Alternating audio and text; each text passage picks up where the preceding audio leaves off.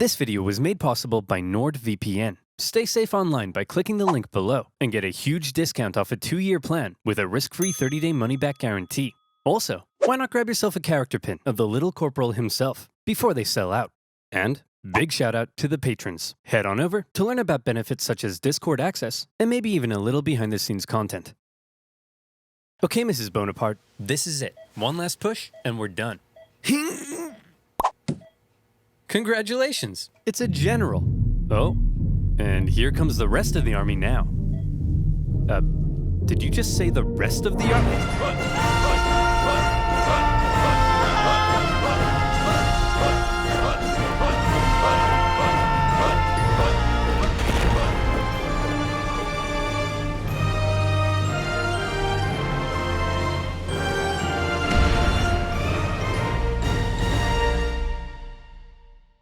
History is full of great conquerors, many with very impressive origin stories. For example, Alexander the Great was the son of a king. Julius Caesar came from an aristocratic family that descended from a goddess. Great conquerors don't usually come from relatively insignificant families living on impoverished islands. But as it just so happens, that is where our story begins. In the early 18th century, the island of Corsica was a part of the Republic of Genoa until one day Corsica said, "Hey, we're declaring independence, and it's probably not worth your time to try and stop us." So Genoa said, "You're right, it isn't worth their time. Hey France, you want to buy this island?" And France said, "Sure thing."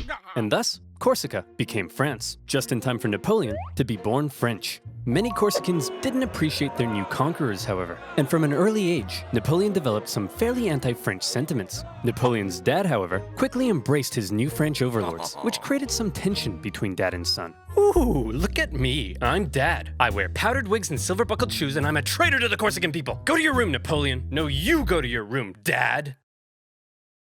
Okay. On the other hand, Napoleon adored his mother, who was definitely the disciplinarian of the family. And even though she would punish Napoleon severely, he kind of respected that. But Napoleon's parents wanted the best for their family. And since they were a very minor nobility, they were able to have Napoleon sent off to the shining lights and rat-infested sewage puddles of the big city. Napoleon went to military school in France. Okay, Napoleon, why don't you introduce yourself to your new classmates? Well, I'm Napoleon, and I hate all of you. Your farts smell like cheese, you can't pronounce the letter R, all you do is go on strike, and you call eggs oofs like a bunch of big dumb idiot dingleberries. Okay.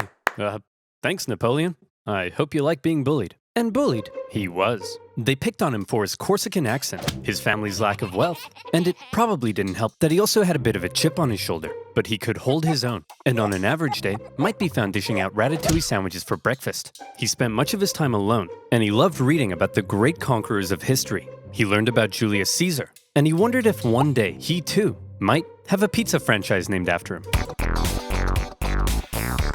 He excelled at math and geography, and when he graduated at the age of 16, he was made second lieutenant in an artillery regiment. Now, second lieutenant might sound pretty sweet to a screw-up like you, but Napoleon had a little something called ambition. Stonks of it. And he wasn't content being just some junior officer.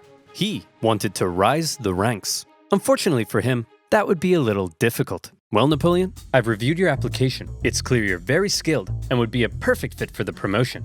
And Simeon, you're just about the biggest idiot I've ever seen. Your test results suggest you have the mental aptitude of a senile earthworm, and in the part of the form where you list your experience, you seem to have drawn a picture of a gerbil giving birth to a shoe. But your dad is the Marquis de la Fufayette, so you get the job.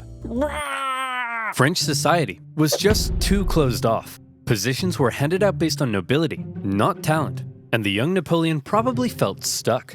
Wouldn't it be nice if, say, a revolution came along and changed all of that? Well, what are the chances? The French Revolution is here. Bastille toppling, head chopping, king popping. The revolution promised to do away with the old social hierarchy and make everyone a little more equal. Napoleon may not have cared much for the violent mobs, but if it meant he could rise the ranks, he was in. He began fighting to defend the revolution. He put down a British-sponsored counter-revolution in Toulon and got promoted. He put down a royalist uprising in Paris and got promoted. And as his military prowess became more recognized, he was even given his very own army. It was astonishing progress for such a young man of humble origins, and Napoleon's wildest dreams were coming true. But Napoleon also believed he could increase his social status if he married an older rich lady. And so around this time, Napoleon went on the prowl. However, if some sources are to be believed, He was a verified creep. He reportedly had terrible luck with women, and most wanted nothing to do with him. Fortunately, he eventually met Josephine, an aging single mother who was deeply in debt and needed stability, so she agreed to marry him despite finding him intensely disgusting. Napoleon, you dirty dog, you've done it. Unbeknownst to Napoleon, however, Josephine had a bit of a promiscuous reputation. Hey Napoleon, I hear you're marrying Josephine. Boy, she sure is a great kisser. That's right. Hey, wait, what do you mean she's a great kisser? Hey Hugo, you hear Napoleon's marrying Josephine? Wow, she sure is a great kisser. Now hang on just a minute. Hey everyone, Napoleon's marrying Josephine. Oh yeah, she sure is a great kisser. She's real good at kissing. Wow, I'm pretty sure I kissed her just yesterday. For goodness sake, is there anyone here who hasn't kissed my wife? Yeah, you. As Napoleon fell madly in love with his new wife, she fell madly in love with a man named Hippolyte. It wouldn't be long, however, before Napoleon would leave home and go to war, because while France was having its revolution, tensions in Europe were rising. Hey Austria, you'll never guess what we just did. What's that, France? I got 2 words for you. Revolution. We totally just socked it to our monarchy. What? Dude, the rest of us are monarchies. You've just totally threatened the balance of power in Europe. Now we have to worry about our stinky peasants rising up against us. I mean, holy hell, your queen is... Okay, France, this is pretty awkward. And the rest of Europe is probably itching to give you a wedgie. But you're not ready for a war yet. So you gotta be cool, man. It's absolutely crucial that you say something to defuse the situation right now. Preposterous! I declare war. Sacre bleu! So France ended up at war with basically the rest of Europe, and the War of the First Coalition began. At first, France struggled, but then they started to do surprisingly well, and in many conquered territories, they began to establish sister republics, exporting their revolutionary ideas across Europe. In 1796, they planned a 3-pronged attack to take Vienna and knock Austria out of the war, with 2 magnificent armies in the north to kick ass, and Napoleon in the south as a bit of a diversion. For the first time, Napoleon would lead a military campaign. This was his chance to prove himself, to be somebody. And what a general he proved to be. The army he was given were demoralized, lacking equipment, and underpaid. But Napoleon galvanized them with inspirational speeches, and he took them into Italy. He was outnumbered, and his campaign was partially meant to be a sideshow, but he made it the main show. While the 2 northern armies were being held back, Napoleon made staggering progress. In a signature Napoleon move, he masterfully split his enemies into 2 and took them on separately, knocking Sardinia out of the war and putting the Austrians on the run. At the famous Battle of Lodi, he was in the fray, aiming the cannons himself, getting covered in mud, and earning the total respect of his men. They respected him so much that when he ordered an almost suicidal assault on the only bridge in town, his men threw themselves at it and took it despite fierce Austrian resistance. For Napoleon, it was all he needed to confirm that he was the greatest human who had ever existed. Wow, Napoleon, you're pretty great at this military stuff. Just be careful your head doesn't get too big. What did you just say to me, you little prick? And as Napoleon swept through northern Italy, the Italians cheered his arrival. Yes, I'm here to liberate you from your cruel Austrian oppressors. And replaced them with French ones. Napoleon plundered as he went, sending riches back to France to help its economy, but also paying his men the first real money they'd seen in years. The Pope had been supporting the Austrians, so Napoleon briefly went to go give him a slap. And as he began to approach Vienna, the exhausted Austrians were forced to make peace, with Napoleon overseeing negotiations himself. He had just single-handedly knocked Austria out of the war. And by the way, he was only 28, so maybe it's about time you moved out of your dad's attic. In the Italian territories he had conquered, Napoleon established new French sister republics, even writing constitutions and organizing governments himself, not something a general generally does. When he got back to France, he was hailed as a hero, and the extremely unpopular government were concerned he might get some power-hungry ideas, so they agreed he should go far away from France to Egypt, where he could maybe undermine British access to India. Napoleon was eager to win more glory, so he brought with him a team of scholars, and he was like, whoa, it's a freaky man-cat. Whoa, it's a big stick. Whoa, it's an ugly horse. Whoa, it's a stumpy little manlet. Hey, I'm actually average height for the time. But then British Admiral Nelson came down and wrecked his fleet, and an Anglo-Ottoman force defeated him at Acre, so Napoleon abandoned his men and went back to France. His campaign in Egypt hadn't gone quite as planned, but one thing you should know about Napoleon was that he was a skilled propagandist. He published his own newspapers that sometimes exaggerated his achievements, and even commissioned paintings that generally made him look cool. So when he returned to Paris, he was yet again hailed as a hero, and he began to get some power-hungry ideas. First, however, he had a bit of a problem to deal with. See, he had learned something shocking about his dear wife. Really, Josephine? This guy? I'm just as tall as him. I'm sorry, I swear. Now that you're becoming famous, I'll never do it again. Make sure you don't. I've never stooped so low as to cheat on you. Now if you'll excuse me, I'll be in this room consulting my generals for the next 30 minutes. And by consulting, I mean boinking. By my generals, I mean this woman. And by 30 minutes, I mean 2 seconds. Having dealt with his wife, Napoleon was then approached by a very influential politician who said he had an idea. He wanted to stage a coup against the deeply unpopular government and needed the extremely popular Napoleon's help. And Napoleon thought that was just the darn tootinest idea. The plan was to trap the government and convince them to voluntarily give up their power. And here's how they did it. Hey guys, oh my gosh, quick! There's a dangerous Jacobin plot to overthrow you, which we definitely aren't just making up. Better get inside this cage so we can protect you. Okay. Gentlemen, we got him. In this case, the cage was an isolated palace outside of Paris, with no one around but Napoleon and his army. With the government inside, Napoleon then entered, and a pretty chaotic event ensued, during which the government didn't seem entirely sure what was going on, Napoleon's men didn't seem entirely sure what was going on, and Napoleon himself didn't seem entirely sure what was going on. But thankfully, Napoleon's brother Lucien, president of the lower house, managed to regain control, and the remaining councilmen were intimidated into creating a new constitution. And thus, a new government was formed, this time with 3 consuls in charge. But after Napoleon did some rewriting, in the end, there was really only one man in charge, the first consul, him. And over the next few years, he worked to consolidate even more power, and essentially became a dictator in total control of France. And by the way, he was only 30, so maybe it's about time you washed your disgusting bedsheets. France was now ruled by possibly the greatest military leader of the time. Possibly the greatest? Or definitely? Well, now was his chance to prove it. See, back when Napoleon was still in Egypt, being Indiana Jones. Back home, France was in France, being France. They had conquered even more territory, and they were like, hey Piedmont, you get revolutionary ideals. Hey Switzerland, you get revolutionary ideals. And Rome, you get revolutionary ideals. Everybody gets revolutionary Oh, hey guys, nice sledgehammers. And Naples, very cool nail gun. You guys here to get some revolutionary ideals? As France was still spreading the revolution, and with Napoleon busy in Egypt, the European powers felt the time was right for round 2, and the War of the Second Coalition began. And this time, their big bad boy buddy Russia was here to bang some French boys back to Bordeaux. And bang them, they did. France got blasted. But then Russia pulled out after stalling in Switzerland, and now that Napoleon was in charge of the country, he was ready to start blasting right back. He took command of the Army of the Reserve, and he brought the fight to the Austrians. Now, there are many traits that made Napoleon a great military leader. I already mentioned one of them, how he was one of the boys and commanded the total loyalty of his men. But now we see a second reason, the element of surprise. In 1800, Napoleon moved to Geneva, and it looked like he was probably going to take on the Austrian forces in Germany.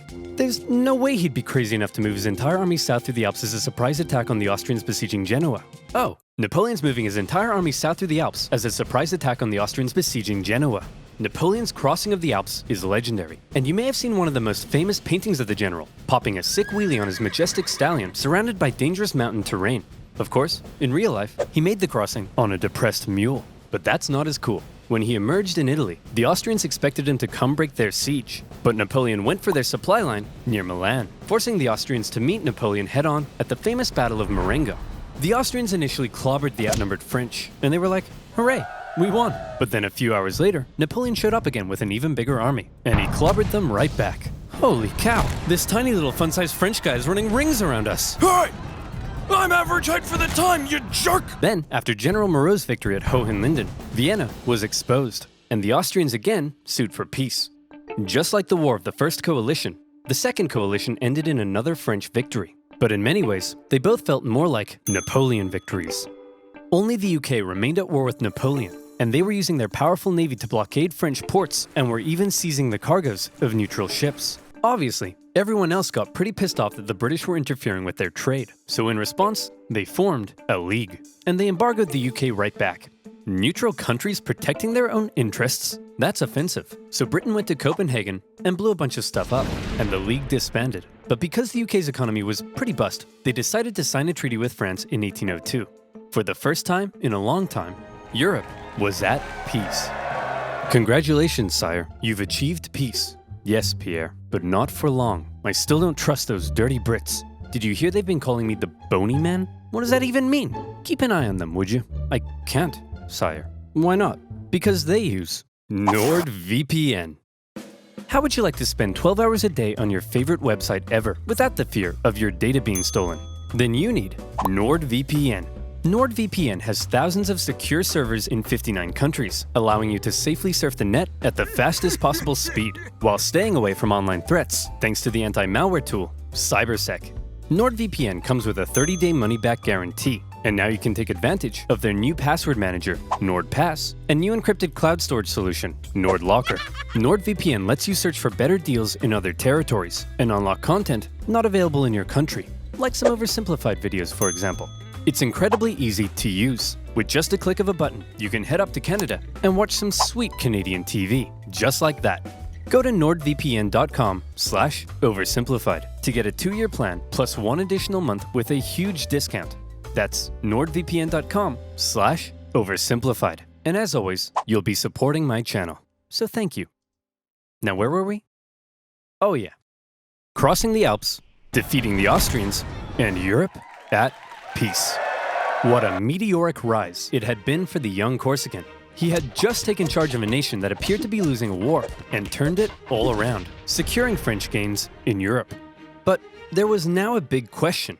You see, throughout the chaotic French Revolution, French governments had struggled to keep the economy afloat. They often didn't have a whole lot of support, and they frequently came and went.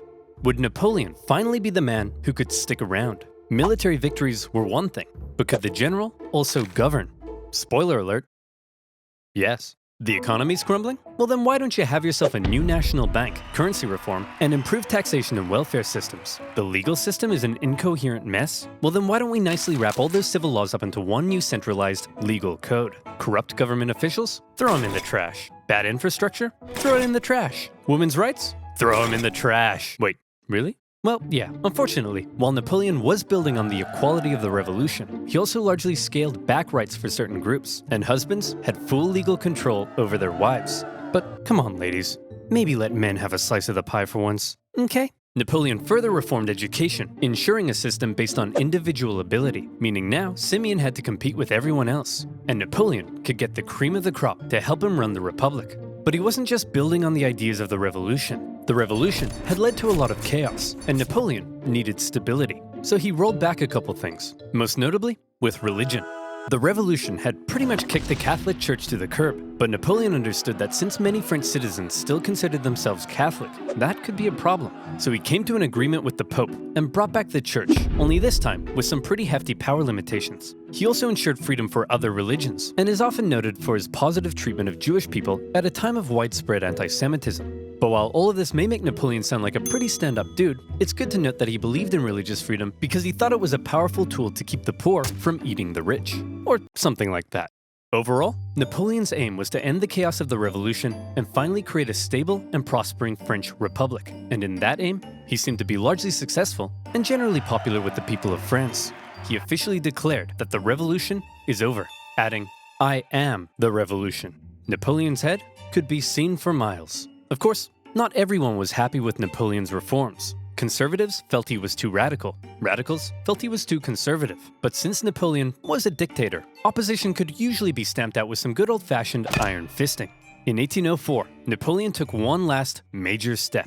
After some failed attempts were made to assassinate him, he wanted to strengthen his position and ensure his dynasty could live on after him. And so he decided being first consul for life simply wasn't quite enough. He decided he should become emperor. He held a vote, asking the French people if they were cool with the idea, and they returned a definitely not rigged 99.9% in favor.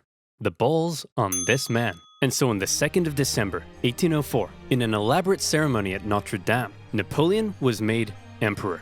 The Pope was even invited to attend, and normally he would crown an emperor, but to make sure everyone knew this wasn't some Charlemagne-style circular power division, Napoleon lifted the crown and placed it on his own head. Like I said, the ball's on this man. He was now Emperor of the French. Well, Napoleon, you were a general, then you became first consul for life, and now you're an emperor. Is it enough yet? Is your ambition finally satisfied? I don't know, Pierre. What comes after emperor? I would say God, sire. You want to be a god?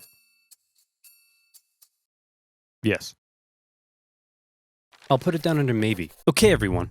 What the hell is going on? This Corsican guy showed up out of nowhere, and he's kicking our ass. He's exporting the ideas of the French Revolution wherever he goes, and he just declared himself King of Italy and Emperor. He can't do that. I'm the Emperor. Oh, hey, fellow monarchs. I see you're having a monarch party. My invite must have got lost in the mail. I'll just set up a spot right here. Wow. You don't belong here, Napoleon. We're coming to take you down. I'd like to see you try. Whoa, I'm so scared I just pooed my pants. Hey everyone, I just pooed my pants.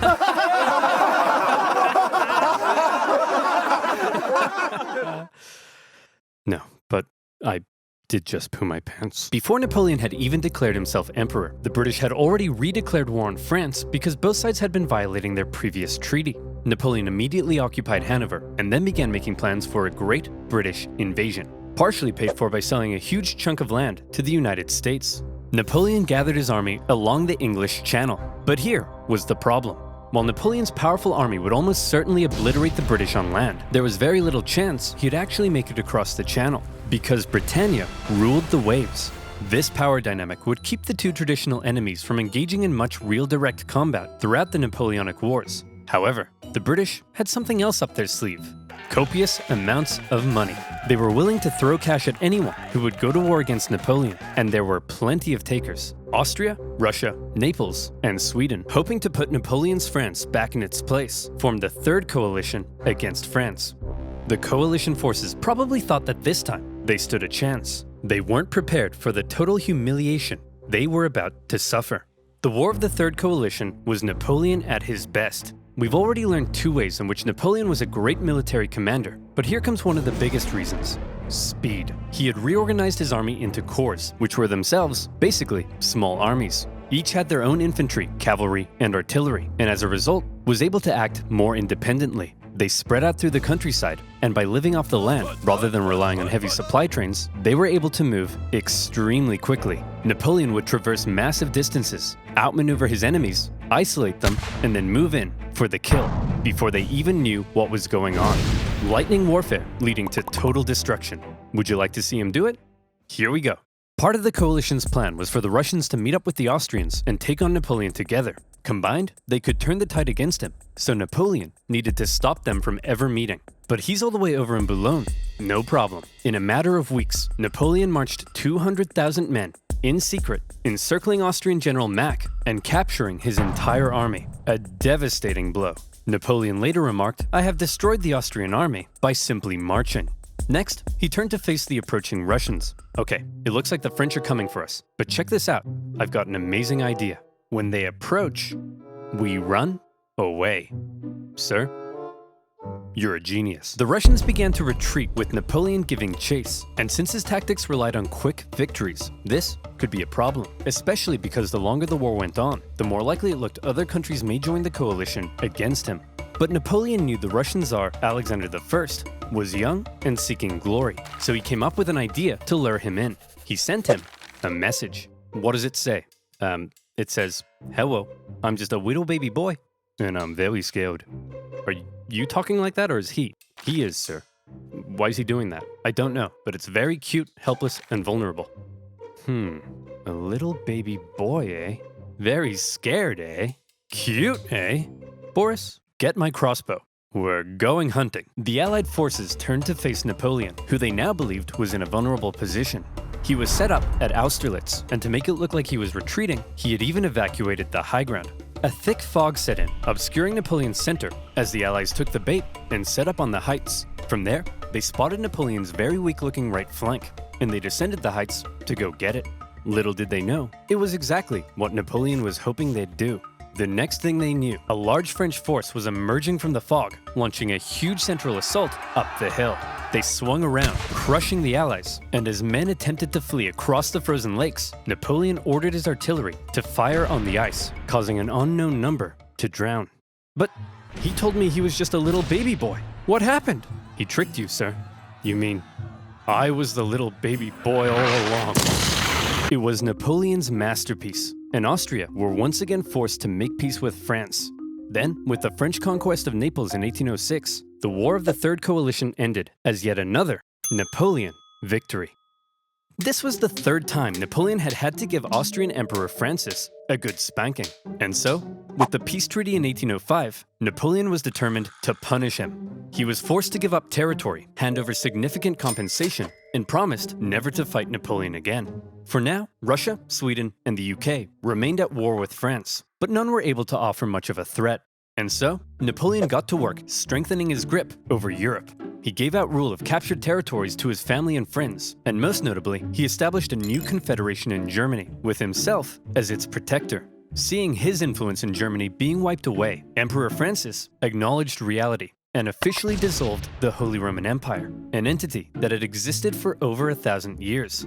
But it wasn't all good news for Napoleon. For one thing, Spain had earlier allied with France in 1804 because the British just couldn't help themselves from blowing up Spanish ships, and Napoleon hoped a combined French-Spanish fleet would eventually be able to invade England. Unfortunately, he received word that British Admiral Nelson had engaged his fleet at Trafalgar. Normally, naval battles looked like this, but in this case, Nelson did this. Was it because he was an idiot? No. It's because he was a genius. He successfully punched through the Franco-Spanish line and unleashed hell. His victory ensured British control of the sea, and his death during the battle made him a legend. Napoleon's hopes for a future British invasion were gone. But not just that. Napoleon was also hoping to secure peace on the continent, but that wasn't looking likely because the Prussian king was under pressure from his wife. Frederick, he's established a confederation in our turf, and he told us he'd give us Hanover, but then offered it to the British. You have to declare war on him. What is it with you and war? What is it with you and being a cupcake? Go to war! Okay. In October 1806, Prussia, with its famed military tradition, joined the coalition and declared war, beginning the War of the Fourth Coalition. Unfortunately, Prussian King Frederick William III wasn't the smartest tool in the shed. Look at him over there, being all French. Makes me sick. Boys, we'll get him this time. But here's the thing. This time, we have to stick together. Do not under any circumstances face Napoleon by yourself. You all saw what happened to Austria. Hey, where'd Fred go? Hey, you jerk. Think you're some kind of big shot? Huh? Wanna tango with Fred? You don't got the cojones. We're screwed. Without consulting its allies, Prussia had gone ahead and sent Napoleon an ultimatum, demanding he move all his forces out of Germany. Now, some of you watching this video probably can't even wipe your own bum yet, but even you know you don't just send Napoleon an ultimatum. Obviously, Napoleon went in for the kill. Prussia's army was quite outdated, so when they met Napoleon at the twin battles of Jena and Auerstedt, it wasn't even close. Even Marshal Davout's heavily outnumbered corps at Auerstedt sent the Prussians running, and Napoleon carried out a ruthless pursuit of his fleeing enemy, taking Berlin and within a single month decimating the Prussian forces. Frederick William and the remnants of his army moved to the east. At this point, Napoleon's forces were pretty tired. Winter had come, and conditions were miserable. He anticipated both sides would settle into winter quarters, but Russia decided to try their hand at an unexpected winter attack. A series of brutal battles followed that took a heavy toll on both sides, including the vicious Battle of Eylau, fought in blizzard conditions. Men froze to death, and many deserted. The Russian artillery tore the French to shreds, and Napoleon himself was momentarily under risk of being captured. In the end, the French army was saved thanks to a legendary cavalry charge by Napoleon's flamboyant cavalry commander, Murat. After the horror inflicted on both sides, they decided it might be a good idea not to do any more fighting until after winter. Then, after winter came, and the fighting continued. The Russians were pushed back to Friedland, where Russian General Bennigsen made a bit of a blunder by positioning himself with the Aller River to his back. The French artillery were able to pin the Russians between the river and their concentrated gunfire, a major element in Napoleon's fighting style, and many Russians drowned as they tried to escape. War of the Fourth Coalition. Victory, Napoleon.